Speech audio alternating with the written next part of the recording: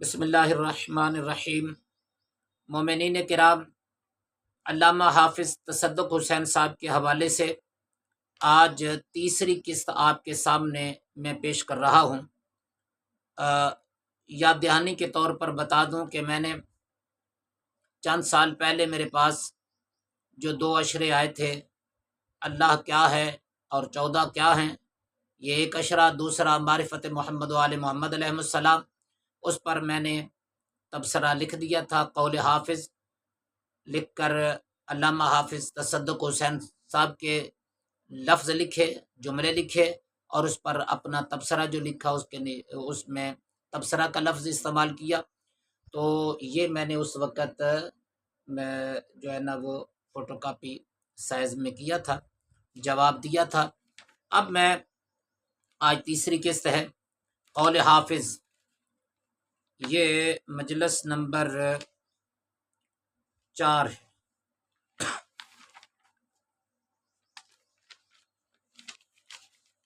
اللہ کیا ہے اور 14 کیا ہے، مجلس نمبر 4۔ قول حافظ یعنی حافظ تصدق حسین صاحب کے جملے۔ اللہ لفظیں نہیں بول سکتا۔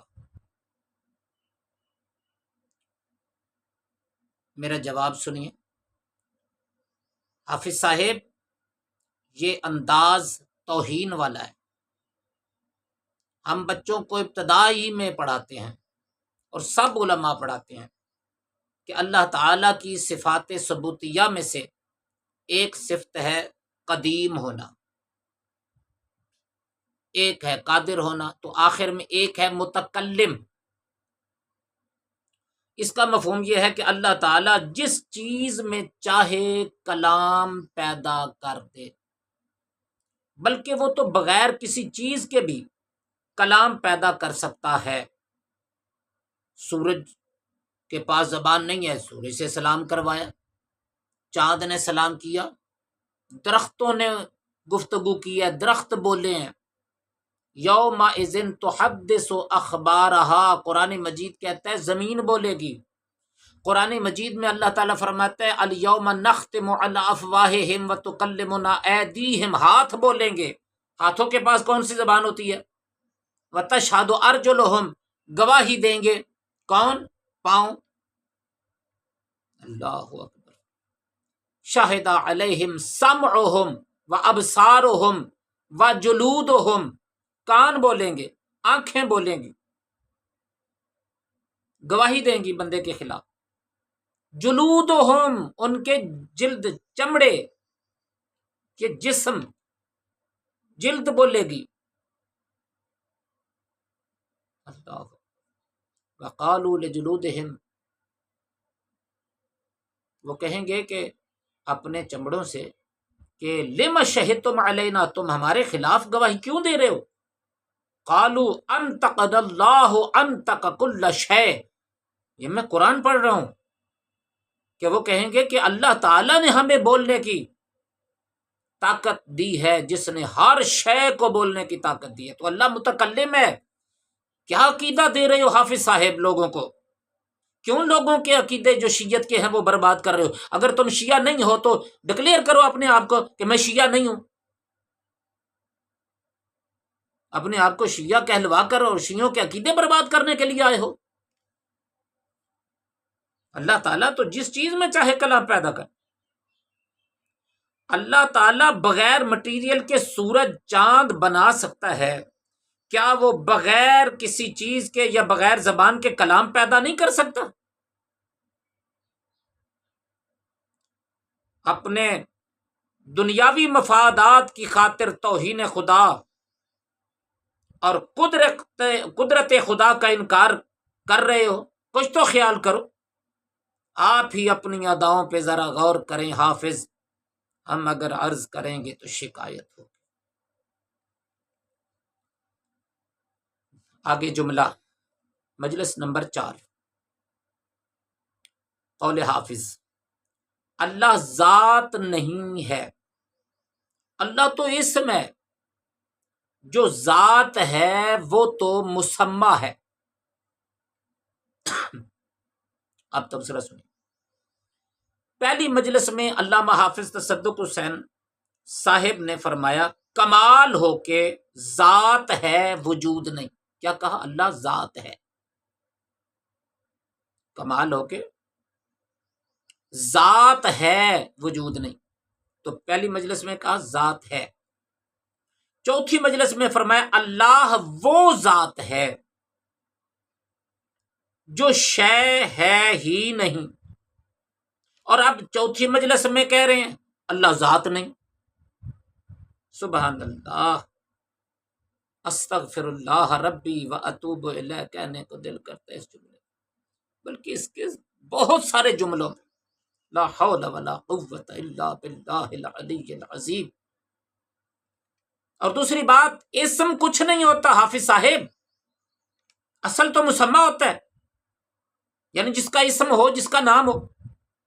آگے حافظ صاحب نے کہا ہے اللہ تو اسم ہے، ذات تو مسمى ہے. اب حافظ صاحب سے پوچھے کہ وہ مسمى کون ہے، ذرا بتائیں.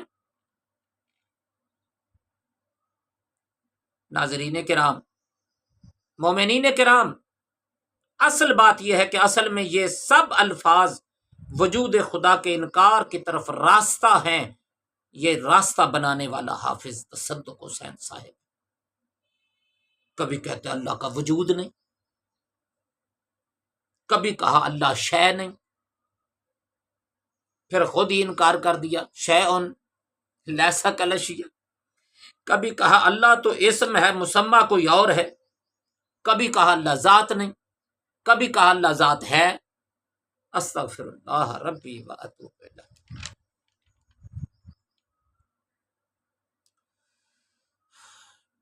قول حافظ، یہ پانچویں مجلس. بہت سارے جملے میں چھوڑ رہا ہوں،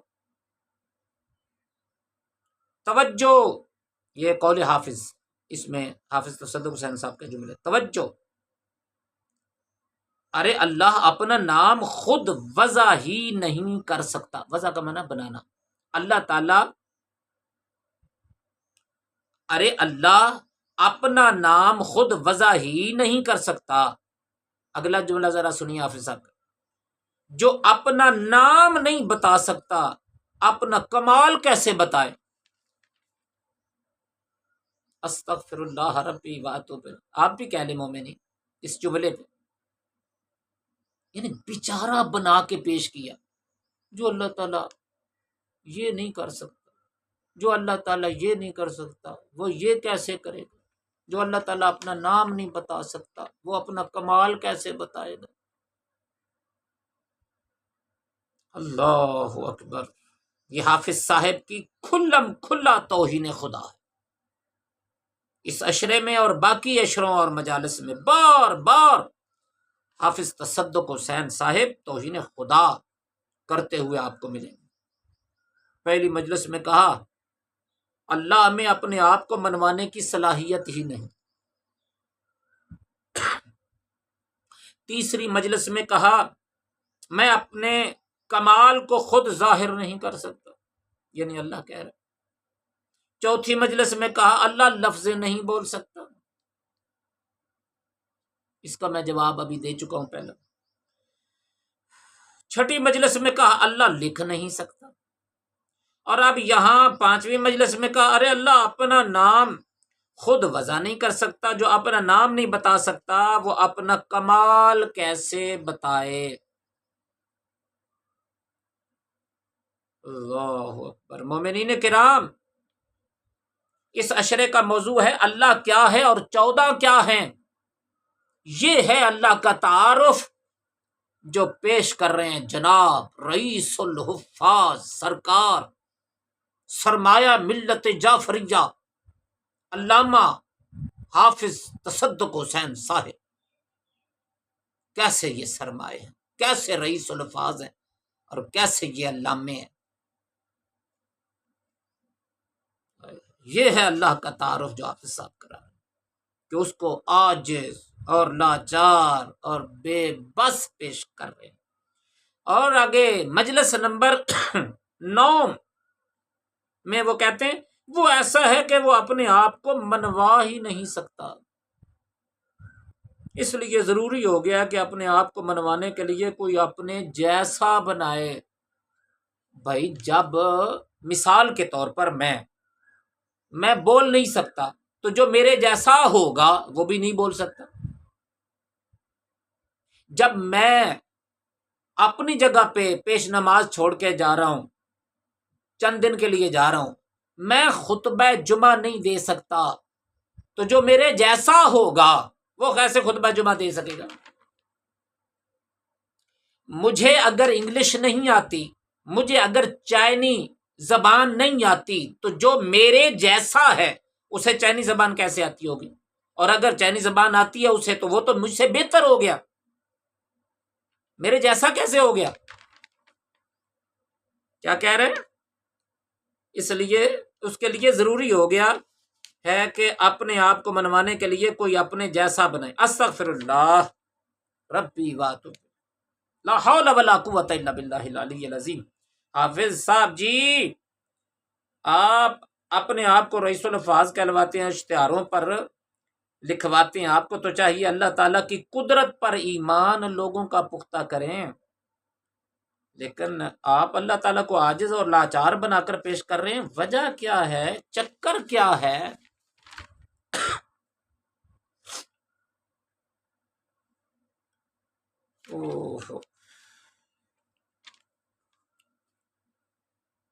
آگے قول حافظ نمبر 5 ہے، مجلس نمبر 5۔ معبود نے کہا اے حبیب عبادت کم کر دے۔ معلوم ہوا، آگے جملہ حافظ صاحب، معلوم ہوا کہ اگر عبادت معیار سے بڑھ گئی ہے تو بیلنس برابر رکھو۔ سورہ مزمل میں مومنین کرام کیا کیا بتاؤں، اللہ تعالیٰ فرما رہا ہے قم اللیل الا قلیلا، کہ رات کو جو آپ نمازیں پڑھتے ہیں، لمبی لمبی نماز پڑھتے ہیں، آپ کے پاؤں میں ورم آ جاتی ہے، تو عبادت میں کمی کریں، رات کا قیام کم کریں۔ تو اس کے آگے جو علامہ صاحب کو کسی خاص طرف سے معلوم ہوا ہے، کسی خاص طرف سے اس کے معلومات میں اضافہ ہوا ہے کہ اگر عبادت معیار سے بڑھ گئی ہے تو بیلنس برابر رکھو۔ یہ کہاں لکھا ہے؟ ہاں، یہ قرآن و حدیث میں تو نہیں لکھا گیا، لیکن لکھا ہوا کسی طرف سے ملا ضرور ہے۔ حافظ صاحب کو ملا ہے۔ یہ کوئی حافظ صاحب سے پوچھے کہ یہ بیلنس برابر رکھو کا کیا مطلب ہے؟ مومنین کرام، حضور جو عبادت کیا کرتے تھے یہ اللہ تعالیٰ کا شکر تھا۔ اللہ تعالیٰ نے سید الانبیاء بنایا، وجہ تخلیق کائنات بنایا، رحمت للعالمین بنایا، عصمت کبریٰ کا تاج عطا فرمایا، علم عطا فرمایا، قرآن جیسی کتاب عطا فرمائی، معجزہ کی طاقت عطا فرمائی، بلکہ حضور کا وجود مقدس ہی معجزہ بنایا، مولا علی علیہ السلام جیسا داماد بنایا، جناب سیدہ جیسی بیٹی عطا فرمائی، مولا حسن اور حسین جیسے نواسے عطا فرمائے۔ یہ سب اللہ تعالیٰ کے انعامات تھے جن کا وہ شکر ادا فرماتے تھے۔ اس میں بیلنس کا کیا تعلق ہے؟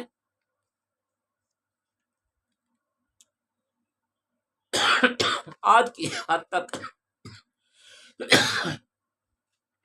آخری جملہ سنیے، نمبر 5 ہے، مجلس نمبر 5، قول حافظ صاحب کہتے ہیں میں ہاتھ باندھ کر کہتا ہوں اور تو باندھ کے ہی رکھ، بہتر ہے کہ تو نہ کھول، تو باندھ کے ہی رکھ، تو کھولنے والا ہے ہی نہیں۔ میں ہاتھ باندھ کر کہتا ہوں اے اللہ کرنے دے عبادت رسول کو، تو عبادتوں سے تھوڑی معبود بنایا۔ پلٹ کے جواب آتا ہے، یہ جملہ ذرا سنیں، پلٹ کے جواب آتا ہے، یعنی اللہ تعالیٰ کہہ رہے ہیں کہ بے شک میں عبادتوں سے معبود نہیں بنا، آخر اس کی جزا بھی دینی ہے۔ جزا میں کیا دوں گا؟ میرے پاس تو کچھ بھی نہیں ہے۔ استغفر اللہ، یہی کہنا چاہ رہا ہے نا حافظ صاحب، میرے پاس تو کچھ بھی نہیں ہے، میں پھر جزا کیسے دوں گا؟ میں کہاں سے دوں گا؟ استغفر اللہ ربی واتوب الیہ۔ یہاں پر بھی بالآخر اللہ تعالیٰ کو ایک عاجز لاچار بنا کر پیش کرنے کی حافظ صاحب نے ناکام کوشش کی ہے، کیونکہ ہم موجود ہیں نا، ہم ناکام بنائیں گے، ان کے عقیدے شیعوں میں راسخ نہیں ہونے دیں گے کہ یہ شیعوں کے عقیدے برباد کر دیں۔ یہ شیعت کا عقیدہ ہے ہی نہیں جو حافظ صاحب بیان کر رہے ہیں، اور اس کے دونوں اشرے میں جو کچھ بیان کیا گیا، باقی بھی اشرے ہیں ان میں بھی مجالس سنی ہے، یا عقائد شیعت کو برباد کرنے کی کوشش کر رہے ہیں۔ اللہ اکبر۔ یہاں بھی بالآخر اللہ تعالیٰ کو ایک عاجز بنا کر پیش کرنے کی حافظ صاحب نے ناکام کوشش کی ہے کہ حضور عبادتیں زیادہ کرتے ہیں تو جزا میں کیا دوں گا، یہ اللہ تعالیٰ کہہ رہے ہیں۔ استغفر اللہ۔ ارے جو پنجتن پاک کو خلق کر سکتا ہے اور ان کو تاج عصمت عطا کر سکتا ہے اور ان پر انعامات کی بارش کر سکتا ہے، وہ ان کو جزا نہیں دے سکتا؟ اس کے پاس دینے کو کچھ نہیں۔ ارے خزانوں والے جو ہے نا، ان کے خزانے ختم ہو سکتے ہیں، لیکن اللہ تعالی خزانوں کا صرف مالک ہی نہیں، خزانے والا ہی نہیں، بلکہ اللہ تعالیٰ تو خزانوں کا خالق ہے۔ یاد رکھو، مالکوں کے خزانے ختم ہو سکتے ہیں، اور جو خزانوں کا خالق بھی ہو، مالک بھی ہو، اس کے خزانے ختم نہیں ہو سکتے۔